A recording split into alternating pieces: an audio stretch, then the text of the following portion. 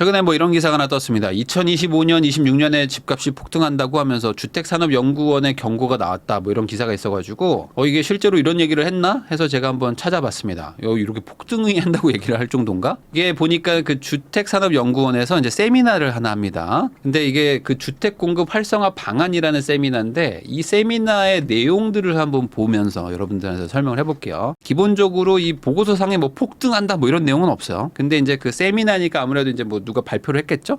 발표를 하면서 뭐 공급이 이렇게 되고 이런 상황이 이렇게 되면은 이제 과거에 어떤 폭등이 재현될 가능성이 높다. 뭐 이런 말이 나왔던 것 같습니다. 그러니까 이게 폭등한다는 내용이 보고서에 없다고 해가지고 문제가 없는 것도 아니다. 그래서 제가 이 내용을 한번 설명을 한번 드려볼게요. 지금은 어떤 상황인가? 라는 내용이 있는데 기본적으로 이제 데이터들을 막 설명을 합니다. 보면은 기본적으로 서울은 이제 데이터상으로는 통계상으로는 올해 3월 말부터 이제 상승을 막 하기 시작하고 이제 수도권으로 치면은 올해 뭐 한 4월, 5월 달부터 이제 상승하기 시작합니다. 아마 시장의 어떤 뭐 현장을 가보시지 않은 분들은 잘 체감을 하지 못할 수도 있지만 지금 현장을 좀 가본 분들은 아무래도 내가 좀 집이 좀 안 좋은 집을 가기보다는 아무래도 지금 사는 곳보다 조금 더 좋은 집, 약간의 좀 상향을 바라고 집들을 알아보러 가시기 때문에 그렇게 조금 약간 중상 이상의 급들을 보면은 이게 집이 좀 이렇게 가격이 오르고 있지라는 걸 좀 체감하거든요. 그게 시장에서는 한 1, 2, 3월부터 느껴졌다. 라고 얘기하는 분들이 많은데 통계는 약간 늦으니까 한 3, 4, 5월부터 이제 반응이 왔다고 보시면 될 것 같아요. 그래서 이제 아파트 매매 가격의 가장 좀 관심들이 많으시니까 이걸 좀 보면은 이게 통계 자료입니다. 근데 이게 보면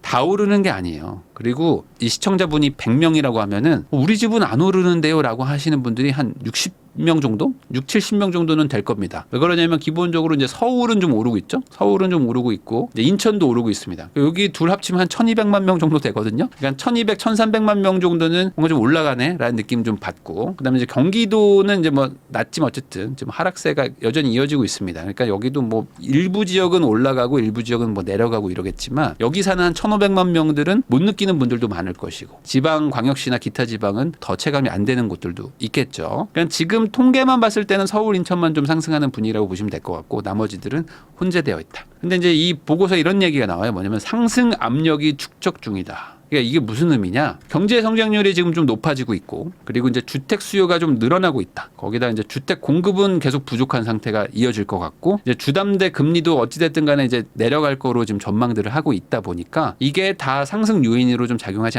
않을까. 자, 그다음에 이제 정책 요인으로 이제 PF가 부실한 거. 그다음에 이제 가계부채 관리를 계속 이제 시행한다는 거는 하락 요인인데 상승 요인과 하락 요인이 이제 혼재되어 있긴 하지만 상승 요인들이 좀 더 많아지는 구간에 들어왔다. 주택 가격 전망을 보면은 아까 말한 대로 이제 서울이 강보합세로 전환이 되면서 수도권으로 좀 퍼질 것 같다는 얘기. 그다음에 아파트도 마찬가지다. 근데 지방은 약간 아직도 하락세를 유지하고 있지만 지방 광역시부터 이제 천천히 보합으로 전환될 가능성이 좀 느껴진다라는 게 이 보고서의 어쨌든 총론이었습니다. 자, 거기다 이제 2, 3년 정도 참은 수요가 있어요. 이게 무슨 소리냐면은 이제 집값이 이제 쭉 하락했다가 다시 반등을 하고는 있지만 크게 봤을 때는 한 2, 3년 정도는 사람들이 집을 잘 사거나 팔지 않았습니다. 그러다 보니 그동안 또 저축도 했을 거 아닙니까? 그러니까 저축하는 돈에다가 뭐 그동안 뭐 임금 상승 뭐 이런 것들도 생각해 보면은 뭐 모든 전국이 다 오르는 건 아니겠지만 수요가 지금 약간 매수로 전환되는 부분들도 이제 자연적으로 발생합니다. 그러다 보니까 지금 매수 심리 지수도 많이 회복을 했어요. 그래가지고 과거 한 1, 2년 전 대비해서 지금은 이제 집을 사야겠다라고 생각하는 사람들의 그 지수도 많이 높아졌다. 자, 거기다가 이제 이 보고서는 이런 거를 좀 강조하는데 이 활동 인구라는 개념을 좀 소개를 합니다. 그래서 이게 증가하기 때문에 이게 단기적인 수요와 공급에 그 왜곡이 생길 수가 있다는 건데 28년까지 증가한다. 이게 어떤 얘기냐면요. 이제 90년대생들이 되게 많이 태어난 거 여러분들 아세요? 58년 개띠 뭐 이런 얘기 하잖아요. 그러니까 50년대생들이 되게 많았습니다. 그래서 이분들이 이제 80년대생들도 많이 낳고 90년대생들도 많이 낳았어요. 그래서 그때 중간에 애들이 엄청나게 태어났던 그 약간 베이비 부머 세대가 또 있거든요. 근데 이 아이들이 이제 본격적으로 이제 사회에 나온다. 그래서 지금 보면 30세 도달 인구 해가지고 뭐 70만 명대가 이제 쭉 나오죠. 근데 이제 지금 사망 인구가 아무래도 노인분들이 이제 돌아가시는 분들, 요 분들이 지금 30만 대 중반입니다. 그러다 보니까 어떻게 되죠? 이제 내가 이제 경제 생활을 충분히 하시고 이제 돌아가시는 분들 대비, 나 이제 집 돈 벌어가지고 이제 나갈 거야. 나 이제 독립할 거야. 뭐 결혼할 거야. 아니면 뭐 자취를 할 거야 하는 그 이제 사회 생활을 하는 그 세대가 이제 늘어나면서 이제 가구가 좀 더 분리가 되겠죠. 그러니까 이런 것들이 이제 수요로 좀 증가할 수 있다는 겁니다. 그래가지고 지금 보면은 인구 감소는 이미 시작됐어요. 인구 감소는 시작이 됐지만 가구 수 증가는 이제 계속 늘어납니다. 그래서 사실 집이라는 거는 인구도 중요하지만 가구 수가 더 중요한 거 아니겠어요? 예전에는 한 집에 4명, 5명 살았지만 지금 뭐 한두 명 사는 것처럼 내가 이 집이 뭐 20평이든 30평이든 나 혼자 살겠다는데 뭐 어떡하겠습니까? 그런 식으로 이제 가구 수가 늘어나는 것도 고려해 보면 아까 말한 경제 활동 인구가 늘어나는 게 영향을 주는 것 같아요. 네, 그래서 지금 이 독신 가구들을 보면은 뭐 노인 가구도 그렇고 청년 가구도 그렇고 결국에 아무래도 뭐 돈이 많은 건 아니니까 비아파트에 사는 분들도 많고 그리고 이제 대형 주택보다는 좀 소형 주택에 많이 사시겠죠? 혼자 살기도 하니까. 그러면 이런 집들이 지금 많이 필요한 거잖아요. 주택이라는 게 꼭 아파트만 있는 건 아니니까. 그러면 이 비아파트 소형주택이 많이 필요한데 지금 어떻게 됩니까? 이 비아파트 소형주택 공급이 되게 안 되고 있어요. 이 청년 독신 가구들한테 이제 설문조사를 한 게 보고서에 나오는데 보면은 아파트나 오피스텔에 거주하고 싶어 하는 사람들이 많습니다. 현재는 지금 아파트나 오피스텔에 안 살아요. 그런 사람들이 한 17% 정도 되는데 이 사람들이 한 30-40% 정도는 저희는 좀 그래도 좀 아파트에 가고 싶습니다. 내가 독신이어도 아파트 가서 살고 싶다. 이런 사람들이 점점 늘어나는 거고 그리고 이제 단독주택에 좋아하시는 분들도 있어요. 노인분들 중에 단독주택 좋아했던 분들도 살아보니까 아니거든. 아파트 대비 별로 안 좋아. 그래가지고 여기 있는 사람들도 지금 아파트로 많이 넘어오려고 하고 뭐 이러고 있습니다. 그러니까 지금 비아파트도 그렇고 아파트도 그렇고 전체적으로 수요가 이제 늘어나고 있는 거라고 보시면 될 것 같은데 이 청년 독신 가구들 중에는 이제 집을 뭐 안 사겠다 하시는 분들도 있지만 여전히 그래도 한 70-80%에 다다르는 숫자들은 그래도 내 집 마련은 해야 되지 않겠느냐. 라는 이런 얘기들도 있어요. 자, 그러니까 이런 것들을 다 고려해 보면은 한 몇 년 동안은 수요가 좀 늘어날 것 같은데 라는 결론을 도달했다. 라는 거죠. 자, 거기다 이제 외국인들도 있습니다. 이제 이 외국인은 여러분들이 오해하시면 안 되는 게 뭐 외국인들 뭐 중국인들이 우리나라 뭐 집 다 산다 뭐 이런 기사들이 뭐 자극적으로 나오긴 하지만 사실 그 비중이 높진 않습니다. 근데 이게 앞으로 늘어나고는 있어요. 점점 계속 늘어나고는 있어가지고 이게 한 2030년만 돼도 거의 이제 외국인 가구가 상당히 많이 늘어납니다. 거의 한 100만 명 가까이 될 가능성이 높아요. 내가 사는 집의 집주인이 외국인일 가능성이 이제 지금보다 훨씬 늘어나는데 지금은 한 2.5에서 2.6% 정도 됩니다. 근데 이게 이제 점점 늘어나는 것도 좀 고려를 해야 되는 거고. 근데 이제 외국인들이 아무래도 뭐 이분들도 이제 혼자 사는 분들도 많을 것이고 경제적으로 보면은 상대적인 저소득층들도 많을 테니까 이제 비아파트에 많이 살고요. 뭐 단독에 이제 같이 뭐 이렇게 여러 명이 살 수도 있고 비주택 뭐 이런 데 사는 경우들도 있겠죠. 근데 이런 수요까지 고려해 보면은 뭐 이건 크진 않지만 수요에 좀 증가가 예상된다. 결과적으로 아파트나 비아파트 모두 공급이 필요한 상황인데 이거를 지금 공급을 하는 시행사, 뭐 건설사 이쪽에 설문조사를 해보면은 뭐 지을 수가 없다 이런 얘기들을 이제 계속 하는 거죠. 이건 뭐 많이들 들어보셔서 아실 겁니다. 지금은 공급을 하기가 참 힘들다. 그래서 어떤 분들은 이제 건설사나 뭐 시행사가 돈 많이 번다고 얘기하시는데 아닙니다. 돈 많이 벌면 지금도 막 짓고 싶을 거 아니에요. 근데 지금 뭐 공사비 가지고 막 싸우고 뭐 소송하고 하는 것들 보면은 뭐 입찰도 안 들어가잖아요. 그런 게 보면 지금 실제로 원가가 상당히 높아져서 그렇습니다. 자, 그래서 지금 다주택자 규제도 여전히 많고요. 그러면 이 사람들이 좀 비아파트나 이런 거 비주택들을 좀 사주는데 이런 사람들이 지금 못 가다 보니까 공급하기도 힘든데 분양받아줄 수요도 적다 보니까 야, 못 짓겠다.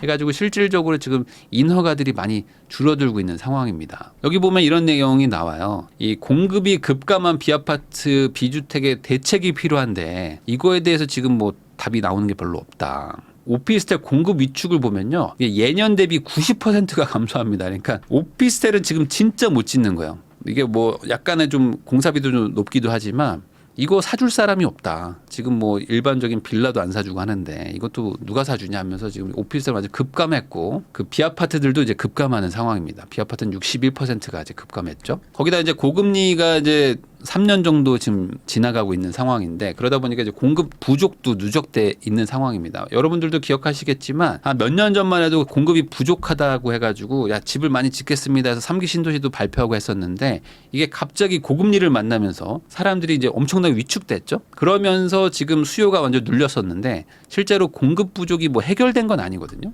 그래서 지금 주택 멸실되는 것들도 있고 가구 수가 뭐 증가하는 것도 있기 때문에 기본적으로 86만 호가 이제 부족하다고 이제 데이터는 이제 나오는데 이거를 빨리 지어줘야 되는데 지을 수가 있냐라고 생각해 보면은 지금 지을 수는 없는 상황이라는 게 이제 문제인 거죠. 그래서 지금 이제 공사비가 좀 늘어난 것도 있고 조달 금리가 이제 많이 늘어났죠. 다주택자들을 계속 중과하다 보니까 이제 소형 주택, 빌라, 도시형 생활주택 이런 거를 사줄 사람이 없는 거예요. 거기다 이제 매수 심리도 이제 아무래도 눌려 있죠. 지금 금리가 이제 확 튀었으니까.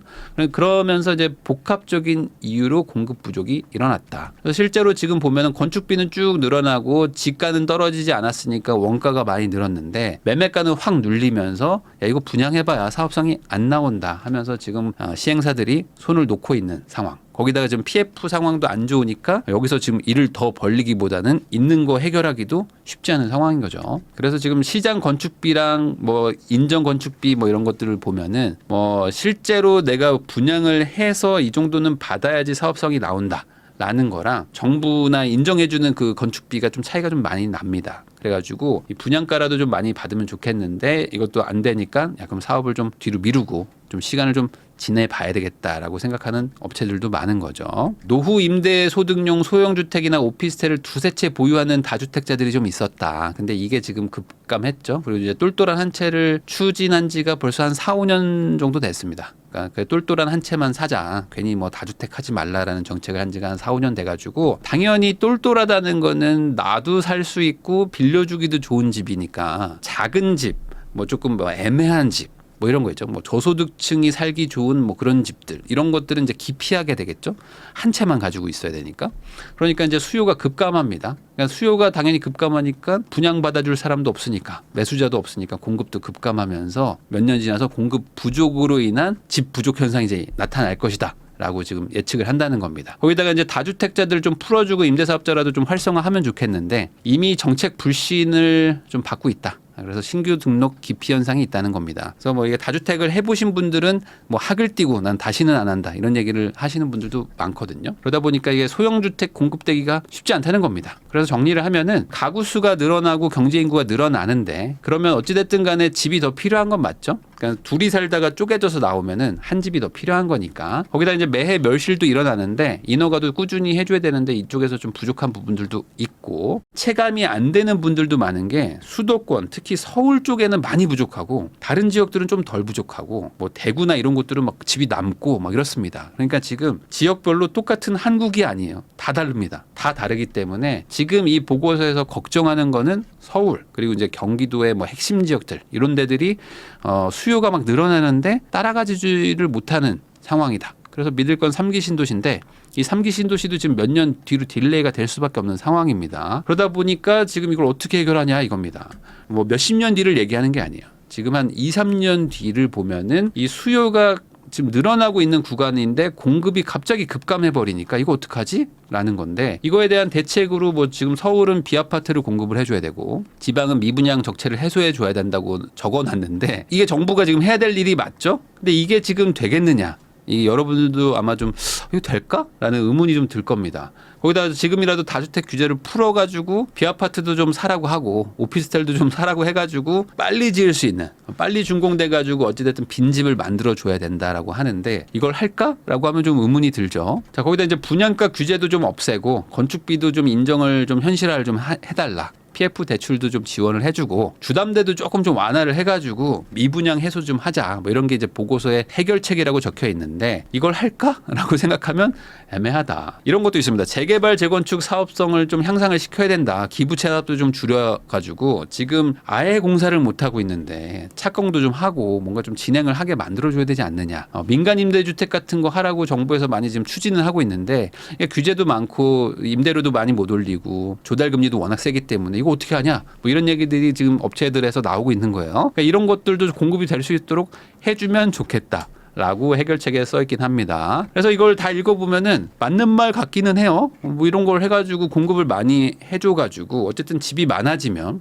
빈집이 많아지면 전월세부터 안정이 조금이라도 됩니다. 전월세가 안정이 되면은 매수로 쏠리는 수요가 좀 천천히 가죠. 아니 뭐 전월세가 굳이 안 올라가는데 뭐 매수를 뭐 이렇게 열심히 빨리 할 필요가 없잖아. 라는 생각을 하죠. 그래서 이렇게 하면은 맞는 말일 것 같긴 한데 이게 실현이 가능할 것인가라고 생각해 보면은 아닌 것 같다. 그래서 지금 약간 2018년 뭐 2019년 요때가 좀 떠오르기도 합니다. 왜 그러냐면은 이때도 공급 부족하다는 얘기들이 많았긴 했거든요. 근데 이때 반대로 또 무슨 소리냐, 공급 넘친다, 많다라고 했었는데 결국에 2020년, 21년 때 정부도 공급 부족한 걸 인정을 하고 예전에 빨리 지었으면 좋았을 텐데 우리가 왜 그때 재건축을 막았죠? 하면서 부랴부랴 그 3기 신도시를 발표했던 기억이 있으실 겁니다.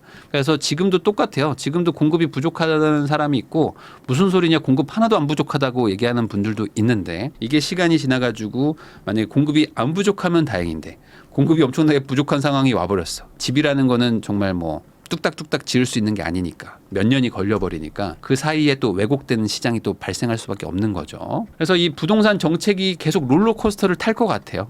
어쩔 수 없을 것 같습니다. 그래서 지금 부동산 정책이 정치화가 된 지가 좀 오래됐습니다. 그러다 보니까 이게 뭐 맞는 말이냐 안 맞는 말이냐 이게 중요한 게 아니라 우리 편이 말하는 말이 맞는 거다. 이걸로 지금 서로 싸우고 있어요. 그러다 보니 이게 내가 풀어야 된다고 생각해도 못 풀고 규제를 해야 된다고 생각해도 규제를 못 하고 뭐 이러고 있는 상황인 것 같아가지고 이러면 결국에 시장은 바로바로 공급되는 그런 게 아니라 이게 실물 자산이고 이 공급하는 데 되게 오래 걸리는 그런 자산이다 보니까 막 이제 파도가 치는 거죠. 이런 게 앞으로 몇 번은 더 반복되지 않을까라는 생각이 좀 듭니다. 이 급등과 급락이 오면은 일반 국민들은 되게 힘들거든요. 내가 대응을 할 수가 없으니까.